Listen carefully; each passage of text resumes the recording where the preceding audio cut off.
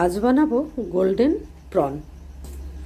বাড়িতে খুব ইজিলি বানিয়ে নেওয়া যায়, খুব কম সময়, কম খাটনি, মশলা তো জাস্ট ঘরেরই।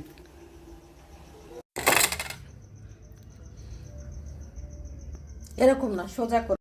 আজকে মেয়ের বায়নাতে হচ্ছে প্রন গোল্ডেন। আজ মেয়ের বায়না গোল্ডেন প্রন বানিয়ে দাও, সেই জন্য আমি সন্ধ্যেবেলা একদম প্রন নিয়ে বসে পড়েছি। এটাকে ছাড়িয়ে নিচ্ছি। এই যে সুতোটা না বের করলে বলে পেট ব্যথা করে, তো এইটা আমি বের করে নেব।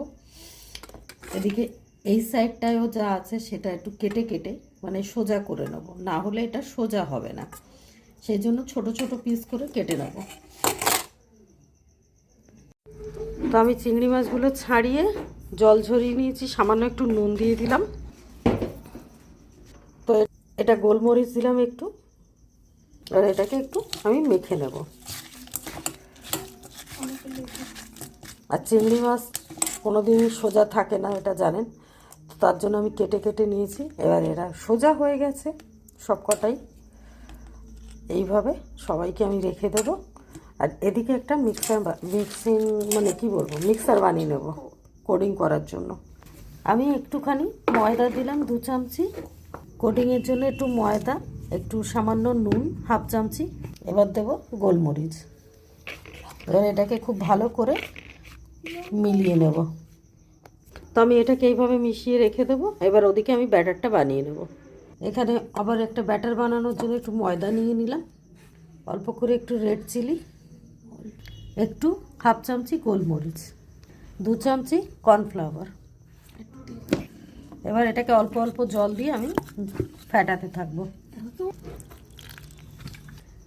সামান্য 1 চিমটি খাবার সোডা, কারণ বেকিং পাউডারটা আমার কাছে নেই, আমরা যেটাকে বলে খাবার সোডা সেটাই। তো আমার সব রেডি এখানে, এবার ভাজবো। তো আমি তেলও গরম বসিয়ে দিয়েছি।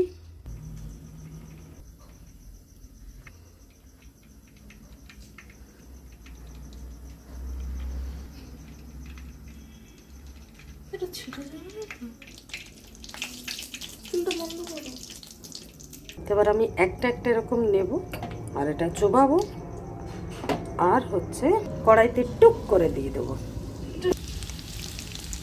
তো এইভাবে আমি সবকটাকেই ভেজে নেব। না এইভাবে উল্টে পাল্টে তো আমি একবার ভেজে এটাকে একটু নামিয়ে রাখবো খানিকক্ষণের জন্য।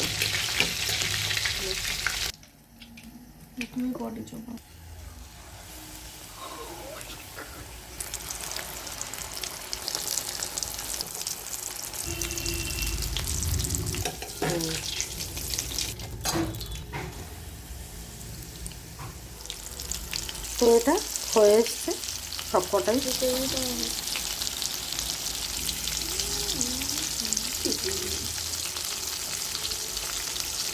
জন্টির মতো কথা, তুই বললি করবি না। এগুলো অনেকক্ষণ রয়েছে, ওদিকে খানিকটা আমি তুলে রেখে দিয়েছি। এগুলো ফ্রাই করব, আবার সেকেন্ড কোটিং দেবো। মিডিয়াম আঁচে দেবো, না হলে তেল টেনে নেবে। মিডিয়াম হাই, হ্যাঁ গোল্ডেনই থাকবে। এটা এতটাই অসাধারণ খেতে হয়েছে যে না খাবে সে বুঝবে না, সত্যি দুর্দান্ত খেতে হয়েছে গোল্ডেন প্রন। আমি একদম ফুল আছে, এটাকে ভাজি, না হলে তেল ঢুকে যাবে ভেতরে, সেই কারণেই।